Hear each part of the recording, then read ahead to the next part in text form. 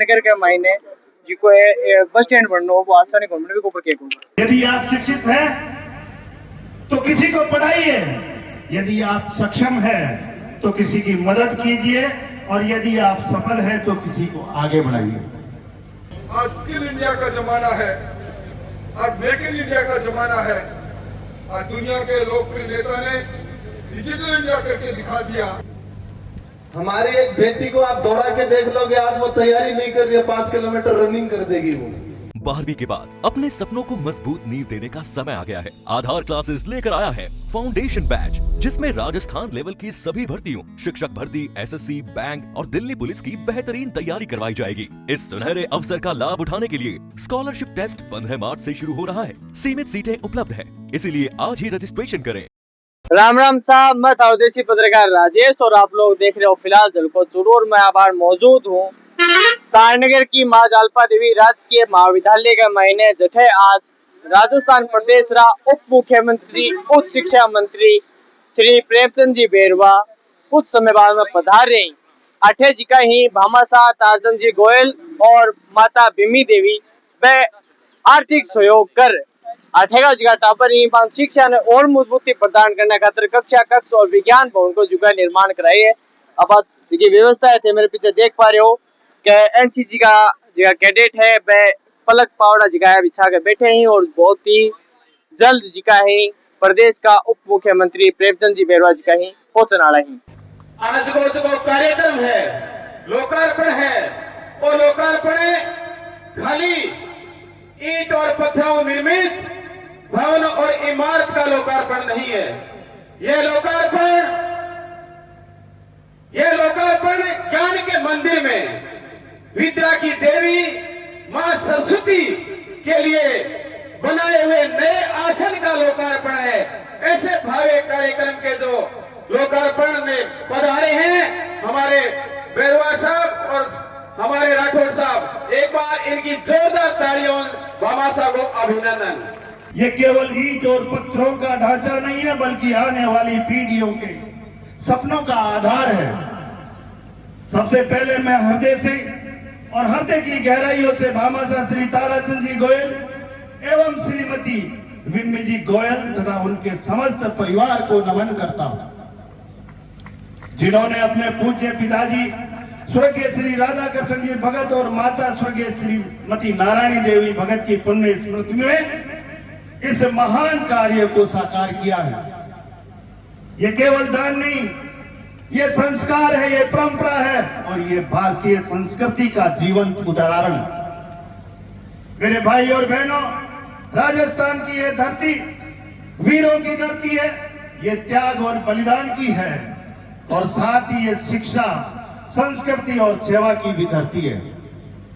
चुरू की इस धरती और इस धरा से सदैव समाज को दिशा देने वाले लोग दिए हैं। आज का ये आयोजन उसी परंपरा का अवतार है। हम सब जानते हैं कि शिक्षा ही वह शक्ति है जो समाज को अंधकार से प्रकाश की ओर ले जाती है। एक शिक्षित समाज ही प्रगतिशील समाज बनाता है और जब शिक्षा के क्षेत्र में समाज स्वयं आगे बढ़कर सहयोग करता है तो विकास की गति कई गुना बढ़ जाती है। आज मैं यहाँ उपस्थित विद्यार्थियों से विशेष रूप से कहना चाहूंगा कि ये जो नए कक्ष बनाए गए हैं, ये केवल पढ़ाई करने की जगह नहीं है, ये आपके सपनों की प्रयोगशाला है। यहाँ बैठकर आप केवल किताबें नहीं पढ़ेंगे बल्कि जीवन को समझेंगे, नए विचारों को जन्म देंगे और अपने भविष्य की दिशा तय करेंगे। याद रखिए, सपने वो नहीं होते जो हम सोते समय देखते हैं, सपने वो होते हैं जो हमें सोने नहीं देते हैं। भाई और बहनों, जब बात शिक्षा की हो तो एक नाम हम बड़े सम्मान और गर्व के साथ लेते हैं और वो है बाबा साहेब भीमराव अंबेडकर जी का। बाबा साहेब भीमराव अंबेडकर जी एक व्यक्ति नहीं थे, वह एक विचारधारा थे, एक क्रांति थे और एक जागृति थे। शिक्षित बनो, संगठित रहो और संघर्ष करो, ये केवल 3 शब्द नहीं बल्कि पूरे जीवन का दर्शन है। आज इस विज्ञान भवन के कक्षों का उद्घाटन उसी विचार को साकार करता है कि शिक्षा हर व्यक्ति तक पहुंचे, और हर बच्चा अपने सपनों को पंख दे सके। आज जो सुविधा आपको मिल रही है वे आपके लिए एक अवसर है। इस अवसर को पहचानिए, इसे अपनाइए और इसका पूरा उपयोग भी आप कीजिए। यदि आप शिक्षित हैं तो किसी को पढ़ाइए, यदि आप सक्षम हैं तो किसी की मदद कीजिए और यदि आप सफल हैं तो किसी को आगे बढ़ाइए। यही सच्ची सेवा और यही सच्चा धर्म है। और अंत में मैं आप हमारे भामासा ताराचंद जी गोयल और श्रीमती विमिन जी गोयल और उनके परिवार को साधुवाद देना चाहूंगा। आपने जो कार्य किया है वह केवल आज के लिए नहीं बल्कि आने वाली पीढ़ियों के लिए प्रेरणा बनेगा। इसलिए इस मंच के द्वारा मेरे से पूर्व वक्ताओं ने कुछ मांगे भी रखी है, भामाशाहों से भी मांगे रखी है और सरकार से भी मांगे रखी है। निश्चित रूप से मैं इस मंच से विश्वास दिलाना चाहता हूं कि आपने जो भी मांगे रखी है, आपने संकायों की मांगे रखी है, आने वाले समय में, आने वाले सत्र में निश्चित रूप से इन्हें हम सरकार में ले जाकर पूरी करेंगे। मैं धन्यवाद देना चाहूंगा आदरणीय ताराचंद जी को। सामाजिक सरोकारिता का आप बेजोड़ नमूना है। बंगलौर के अंदर आप व्यवसाय करते हैं और आपके मन में कहीं न कहीं आपकी मातृभूमि हमेशा धड़कती रहती है। इस तारानगर के अंदर चाहे धार्मिक संस्थाओं का काम हो, चाहे शिक्षण संस्थाओं का काम हो, चाहे हमारी गौ माता के संवर्धन का काम हो, हर काम में आपकी अग्रणी भूमिका रहती है। अपने पुरुषार्थ से जिस धन में से धन का उपयोग आप जन कल्याण के लिए करते हैं, निश्चित तौर पर बहुत से लोगों के पास बहुत सा धन हो सकता है, पर आज के इस युग में धन का उपयोग मैं मेरे और मेरे परिवार के लिए करूं, ये तो सभी करते हैं, पर बहुत बिरले व्यक्ति होते हैं जो धन का उपयोग सामाजिक के सेवा के लिए करते हैं। आज ताराचंद जी आप भामाशाह के रूप में यहाँ विराजे हैं। आपने उन कमियों को पूरा किया है जो इस महाविद्यालय में जिनकी आवश्यकता थी।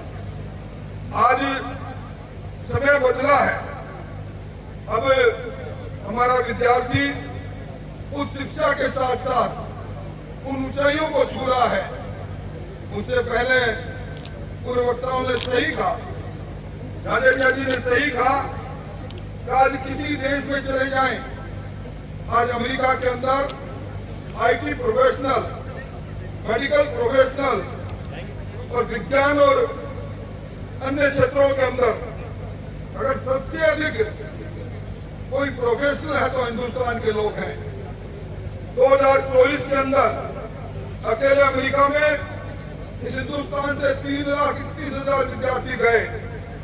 आज एआई का जमाना है, आज स्किल इंडिया का जमाना है, आज मेक इन इंडिया का जमाना है।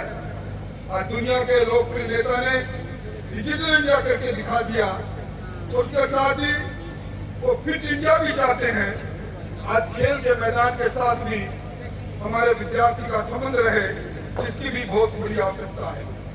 स्टार्टअप की इस दुनिया के अंदर गर्व से सीना उसमें फूल जाता है। हमारे सामने बैठी बेटियां, इसी प्रकार के लोग कोई नवाचार करते हैं।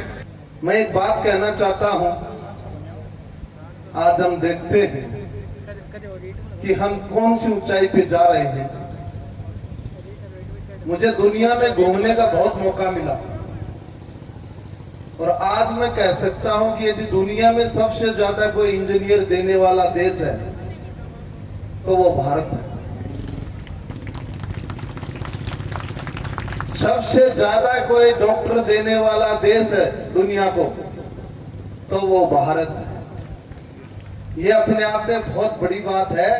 हम देश को ही नहीं चला रहे, हम दुनिया को चला रहे हैं। आप अमेरिका जाओगे तो आपको भारतीय मूल का डॉक्टर मिलेगा, आपको इंजीनियर मिलेगा। आप यूरोप में जाओगे वहां भी आपको भारतीय मूल के मिलेंगे। क्यों? क्योंकि हमने एजुकेशन को अपनाया, शिक्षा को अपनाया है, और उस शिक्षा की बदौलत हम आने वाले कल में दुनिया पे राज करेंगे, सिर्फ शिक्षा की बदौलत। क्योंकि हमारे युवा सपने भी देखता है और वो सपने पूरा भी करता है। और हमारे डिप्टी सीएम साहब से भी कहना चाहूंगा, देखिए खेलों में खिलाड़ी रहा हूं तो मैं खेल की बात करूंगा। सर हमारे यहाँ प्रतिभा की कोई कमी नहीं है। हमारी एक बेटी को आप दौड़ा के देख लोगे, आज वो तैयारी नहीं कर रही है, 5 किलोमीटर रनिंग कर देगी वो। हमारे बेटे को कोई भी इवेंट करवा सकते हो, हमारे कर सकता है वो। बस इनको ये क्या है कि हीरे तो हैं, पर क्या है कि थोड़े से ऊपर मिट्टी लगी हुई है। यदि उस पॉलिश कर दे तो ये सब हीरे हैं, और वो पॉलिश करने का काम कोई कर सकता है तो आप कर सकते हो। इसलिए मैं कहना चाहता हूं कि यहां पे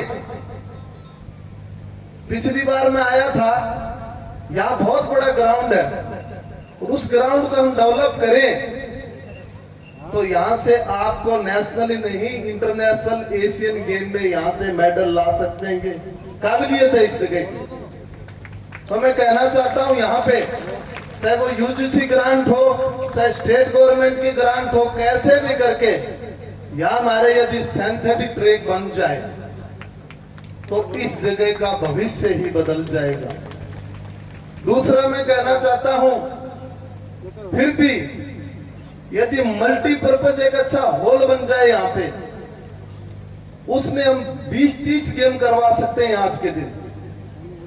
और वो जो हॉल बनेगा उससे जो खिलाड़ी खेल के निकलेगा, उसमें हम जिम भी चला सकते हैं, उसमें हम बैडमिंटन भी चला सकते हैं, हम हर अलग इवेंट चला सकते हैं, बड़ा बन जाए तो उससे हम आगे चल करके खेल के अंदर यहाँ से काफी खिलाड़ी निकल सकते हैं। और एक मेरा निवेदन और है डिप्टी सीएम साहब से, ये पूरे राजस्थान के है, मेरा नहीं है। राजस्थान में फिजिकल एजुकेशन में बहुत से पद खाली हैं, जैसे यहाँ पे भी नहीं है, और लगभग मेरे ख्याल से 90% पद खाली हैं। तो आप स्पोर्ट्स में यदि आगे बढ़ना हमें, और माननीय प्रधानमंत्री जी का विजन है कि देश के खिलाड़ी को या देश के युवा को एक मंच मिलना चाहिए, और वो मंच एक युवा को खेल के माध्यम से मिल सकता है। तो मैं इतना कहना चाहता हूं कि जो खेलो यूनिवर्सिटी गेम्स चालू किए भारत सरकार ने, नरेंद्र मोदी जी ने किए हैं, उसमें यदि हमें शीर्ष स्थान पे आना है तो हमें यूनिवर्सिटी कॉलेज को हमें डेवलप करना पड़ेगा। मैं बधाई देना चाहता हूं भजनलाल सरकार को कि अब की बार पहली बार 100 करोड़ रुपए स्पोर्ट्स के लिए यूनिवर्सिटी को दिए गए। अलग से स्पोर्ट्स यूनिवर्सिटी के लिए 100 करोड़ रुपए का बजट आवंटन किया है। इसलिए मैं बधाई देना चाहता हूं, और जितने भी हमारे खाली पद हैं ये जल्द से जल्द भरा जाए। ये राजस्थान की युवा है, ये देश में ही नहीं दुनिया का चैंपियन बन सकता है। आप हमारे यहाँ पे पधारे, मैं आपको बहुत बहुत बधाई शुभकामनाएं देता हूं, मैं आपका स्वागत करता हूं। और आज का दिन हमारे लिए ऐतिहासिक है, क्योंकि आज राम जी का जन्म हुआ था, इसलिए रामनवमी को सभी को हार्दिक शुभकामनाएं। आप सबको भगवान राम के जन्मदिन पर बहुत बहुत बधाई। मैं आज मां जालपा देवी राजकीय विद्यालय में अपने आप को सम्मानित पाकर गर्वान्वित करता हूं, और ये सम्मान मैं तारानगर के नागरिकों को समर्पित करता हूं, और इसका श्रेय मैं अपनी पत्नी को देता हूं। हालांकि मैं सुबह से शाम तक इससे लड़ता रहता हूं। मैं आपको उदाहरण दूं कि मैं अभी पीछे में बेल्जियम गया था, वहाँ अपने पास में यहाँ एक गांव है टम्पोर, मैं इस्कॉन मंदिर में गया हुआ था, वहाँ पर वो मुझे मिले। तो मैंने उनसे पूछा कि आप हिंदुस्तानी हो? हाँ। तुम कहाँ से? राजस्थान से। राजस्थान में कहाँ? चूरू डिस्ट्रिक्ट से। चूरू डिस्ट्रिक्ट से कहाँ? टम्पोर से। बोला मैं भी वहाँ चूरू के अंदर ही तारानगर का हूँ। बोले हम तो यहाँ काफी सालों से है। मैं उनसे पूछा कि कभी जाते भी हो? बोला नहीं, बाप दादे आए थे, उसके बाद में कभी कोई नहीं गए। क्यों? आपकी पुरखों की जमीन है, आपको जाना चाहिए। तो प्रेम तो है, लेकिन जाए तो किसके पास जाए? हम वहाँ किसी को जानते ही नहीं, कहाँ रहेंगे, कहाँ खाएंगे। तो उन्होंने मेरे को वहाँ अपने सरदार सर के रहने वाले, फतेहपुर के रहने वाले 2 लोगों का नाम बताया, जिनसे मेरा काम होता है। उन्होंने बात मेरे को भोजन करवाया वहाँ पर। मेरे साथ में हम 16 आदमियों का ग्रुप था, सबको उन्होंने भोजन करवाया और उनसे बात करवाई। देखिए कि आप तारानगर के लोग हो, तारानगर का विकास हो। मैं तो तारानगर मेरी जन्मभूमि है, मैं तो चाहता हूँ तारानगर का जितना विकास उतना बढ़िया हो, लेकिन सबका साथ सबसे मिलकर के काम करने से ही हो सकता है। अकेला कोई काम नहीं कर सकता है। आज तारानगर के कितने भामाशाह है, मैं तो कुछ नहीं उनके सामने में। अपने तारानगर के एक भामाशाह जो परिवार, जो कि आज से 60-70 साल पहले यहाँ से दर्शा गया और वहां से गुजरात गया, और आज के दिन वो इतनी बड़ी पार्टी है लेकिन अपने नाम के अंदर भी वो रिनीवाल लिखते हैं। तो ये सब काम जो है, तारानगर का साथ हो, सरकारी साथ हो तो काम किया सकता है, अकेले में नहीं किया सकता। आपने बहनों ने डिमांड रखी है, मैंने एक लेब की जरूरत थी, बहुत अर्जेंट मुझे रिक्वेस्ट की गई थी, उसका काम चालू करवा दिया है। झलको